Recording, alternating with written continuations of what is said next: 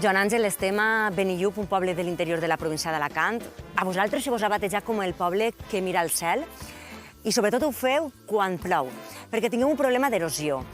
I ens hem allunyat del poble per a que la gent des de casa tinga una perspectiva d'on esteu situats i també de la vostra problemàtica. Benillup està situat als peus de la Serra Mudaina i junt al barranc de Caraita.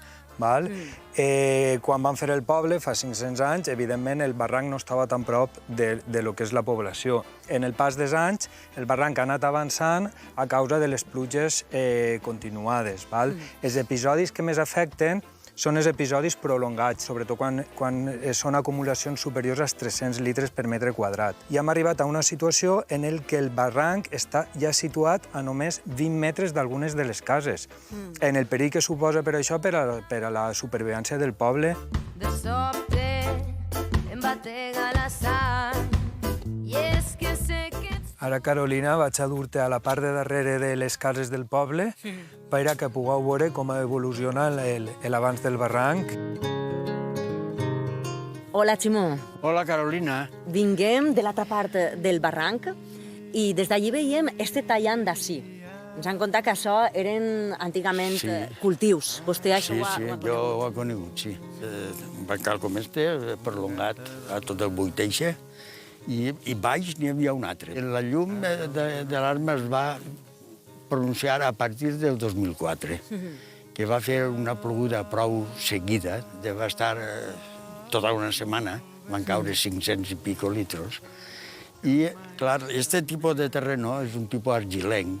L'aigua fluixeta va colant, i quan ja està abastit se'n va tot el que és la sortida, que se'n va anar al bancal sencer. I això, a partir d'entonces, ja es vam sofocar, es vam preocupar més i vam pegar batalles per veure quina solució li donem. I així n'estem. Una de les solucions que es van donar a vostès era plantar una sèrie de plantes que donaven consistència a la terra. Sí, exactament. La pitera i palera. En el que és la pitera han tingut la mala sort que ha vingut el cuc i les palmeres, com podeu veure, estan pràcticament arruïnades. Em van fer pujar l'arbre.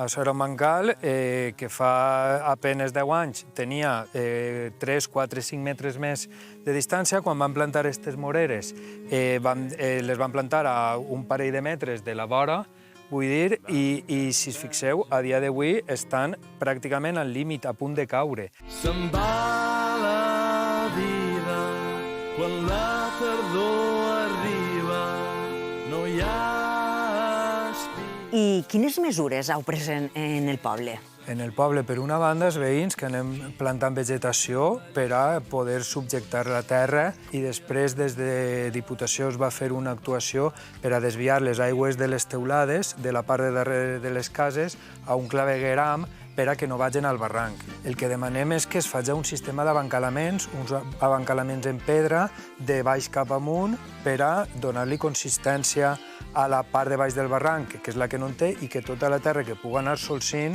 que es quede retinguda, que es crei un desnivell, una pendent suficientment forta com per subjectar la part de dalt de la terra del barranc i que el barranc no seguís avançant cap al poble.